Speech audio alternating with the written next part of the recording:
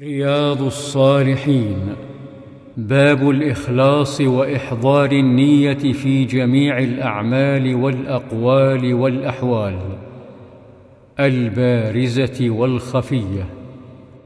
وعن أبي إسحاق سعد بن أبي وقاص أحد العشرة المشهود لهم بالجنة رضي الله عنهم قال: جاءني رسول الله صلى الله عليه وسلم يعودني عام حجة الوداع من وجع اشتد بي، فقلت: يا رسول الله، إني قد بلغ بي من الوجع ما ترى، وأنا ذو مال ولا يرثني إلا ابنة لي، أفأتصدق بثلثي مالي؟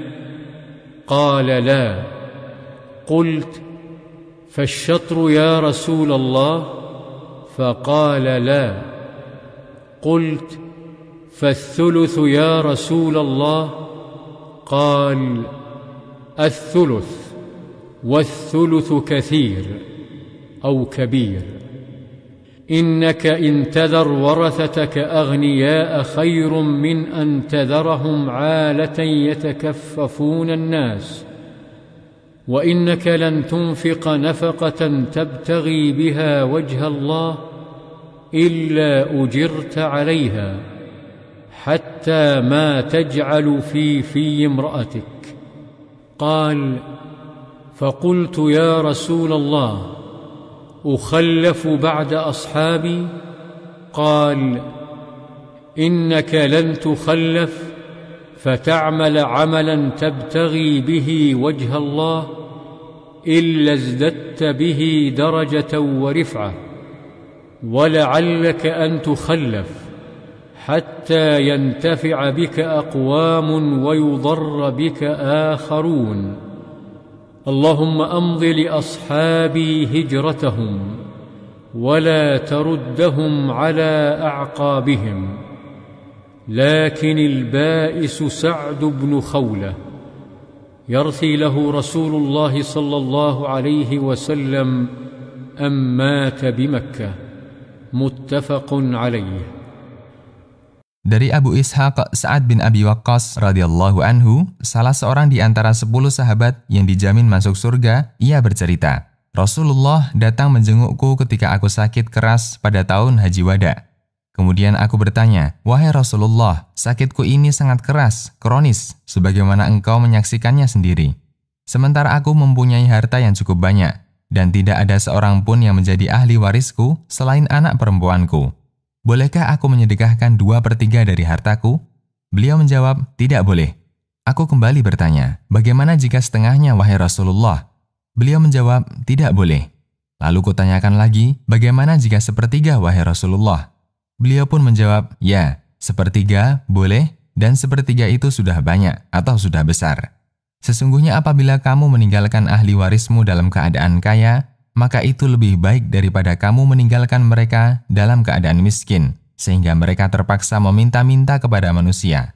Sungguh, tidaklah kamu menafkahkan hartamu dengan mengharapkan keridhaan Allah, melainkan kamu akan diberi pahala karenanya, bahkan pada apa yang kamu suapkan ke mulut istrimu.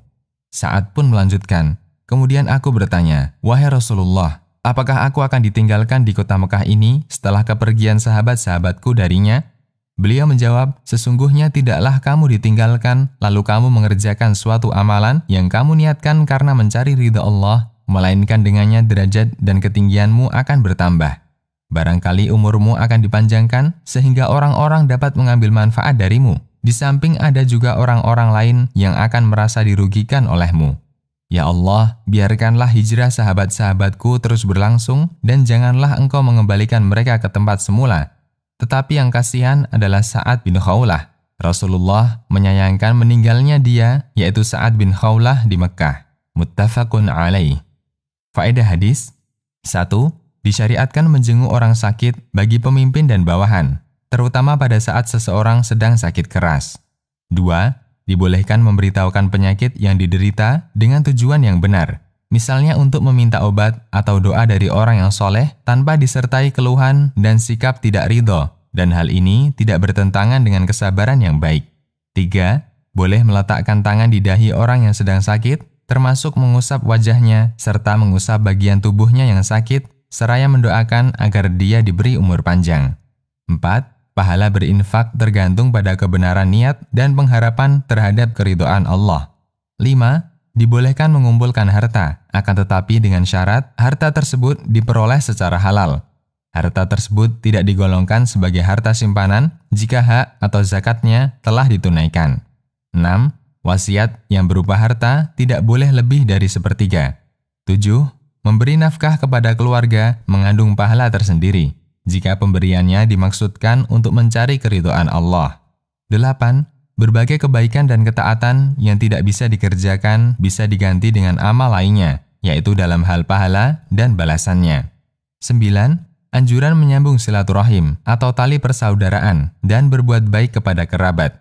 Perlu diketahui pula bahwa menyambung tali persaudaraan dengan orang yang lebih dekat kekerabatannya lebih baik daripada dengan orang yang jauh kekerabatannya.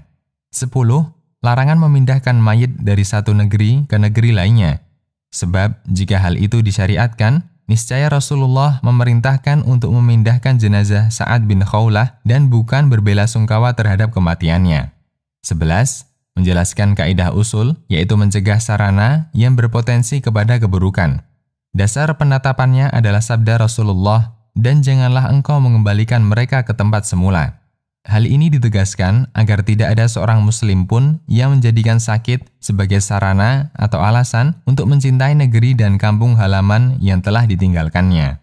12. Pembatasan kemutlakan yang terdapat di dalam Al-Quran dengan keterangan dari As-Sunnah. Sebab Allah yang Maha Suci berfirman dalam surat An-Nisa ayat ke-12, setelah dipenuhi wasiat yang mereka buat atau dan setelah dibayar utangnya. Jadi, As-Sunnah membatasi jumlah wasiat itu 1/3. 13. Kewajiban memperhatikan kemaslahatan ahli waris dan memelihara keadilan di antara mereka. 14. Firman Allah atau sabda Rasulullah yang ditujukan kepada seseorang mencakup orang lain yang mempunyai sifat serupa dengannya. Tetapi ini dikhususkan bagi orang-orang yang mendapat taklif atau beban syariat. Para ulama sepakat dalam hal ini dan berhujjah dengan hadis Sa'ad di atas.